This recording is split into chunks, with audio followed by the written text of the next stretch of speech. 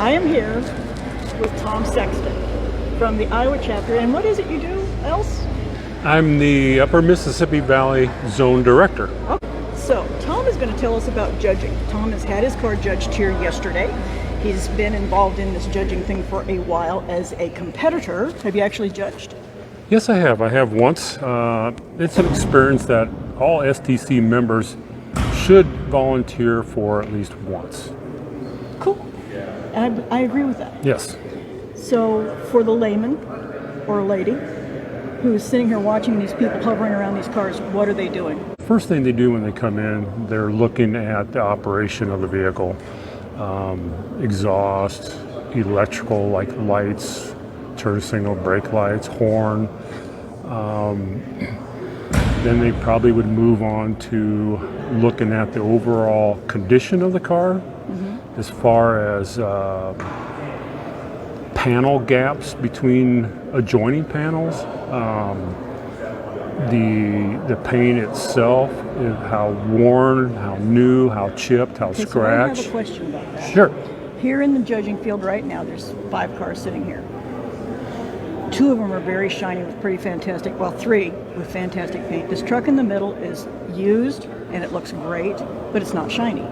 Would it be counted fewer points because the paint is not shiny? That is a good question, and I honestly can't answer that. Okay. Because looking at that truck,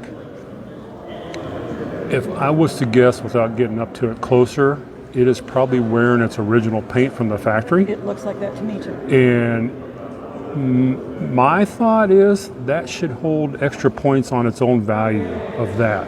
Yeah. It'd be graded on that level. Because that's 49, 48. It's in that style. Yeah. I have a tough time determining that whole M series, the years on them. And it's an ag truck, so you know it worked hard in its life.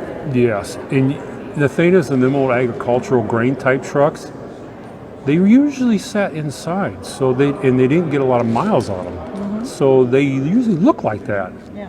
Versus this Champ Yes. pickup sitting over here, Yep. which looks like it's been repainted. It's a fabulous looking truck. I have no qualms about that at all. But that was probably a driven daily working truck, hauling whatever, wherever.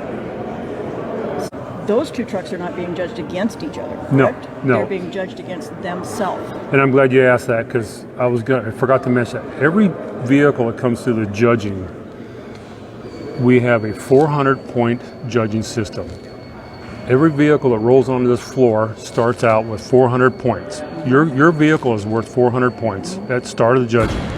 From there on, it is the judge's duty to find flaws and defects. And that is how you go from a 400 down. You deduct for flaws, inaccuracies, some poor workmanship too, and just your everyday driven car will get, chips, scratches. So that's their point, to find the flaws. Right. And some owners have a problem with that. But that's, if you're going to have a judge, you're going to have to bear with them and realize, it's not a car that rolled off the assembly line anymore. That's kind of how they're basing on it. What this car came off the assembly line to what it is now. And like we're talking about these 2 trucks, the Champ and the M. I'd like to say they're going to be judged based the same way, but as we discussed, we're going to be talking about a reconditioned vehicle, Right. in the wear and tear in it, versus possibly an original truck Right. that has wear and tear. So the M series truck sitting there, that's the red and black one, is, as you said, probably original. I would wager a guess even the wood on that box is original.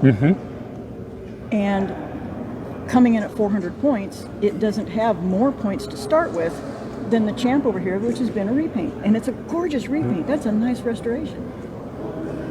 So it's starting out with 400 too. So that truck is going to go maybe 1 less point because of a scratch, or 1 less point because of a dent that got missing. This truck, it'd be the same idea, except it was worn or came in with scratches that it's earned over time. And I know that's a bone of contention with all of this judging. But how else do you make it fair? Yes, I can't answer how to make it. This is all judgment calls on a judge. It is. But the only thing is, sometimes like when they look at interior and the rubber seals around the doors, like a rubber mat or something beneath this cab, he may take some hits on that because I'm sure it's dry, hard, crusty, possibly even missing. So there may be certain categories this truck will take a big hit on. And it changes judge to judge too. I think a judge who's more confident in paint will judge the paint harder than a judge who's more confident in underhood. Yeah. You know what I mean? Yeah. So you get what you get when you bring a car in to be judged. You come in and you hope for the best. But it's not like you're being compared to another car sitting next to you. Yeah. You know, They're not being compared. Their The Avani's not being judged against that champ, and that champ is not being judged by the Avani. So Right. it's not between the two. Like, well, the judges say, well, I like Avani's, and it's nice. I'm going to judge this one better than the champ. Nope. Yeah. They're judged on their own merit. Right. And the other part that I'm not sure a lot of people realize is a lot of these judges have cars here being judged. Yes. They do not judge their own cars. Correct. But they may be judging another one while their car is being judged. And so they are facing the same problems that everybody bringing a car in here is. Yes. I don't think And from my past experience, I can tell you every event has different judges. As my car went through since I've owned it, every year something else has been picked out on it. And there's a good chance the following year I show it, that item was not a concern to the judges the next year. Yeah. So You fixed it, but they didn't. well, I'm going to say I may have fixed some of it, but the judges the following year just overlook it, or it wasn't something Wasn't on their radar. Yeah, it wasn't on their radar. I shouldn't say last year, it was pre-COVID. I had my car judged, and my understanding they were going to judge the undercarriage that year. Prior year they had decided not to. Well, to save time, I didn't spend any energy on my car, and it's a driven car, and I got docked heavy because it was cleaned up. So, and I understood this year they were going to be looking under it again. So I spent half a day cleaning and making it presentable. So hopefully that was worth my while. Yeah. We're looking at modifieds now. Yeah.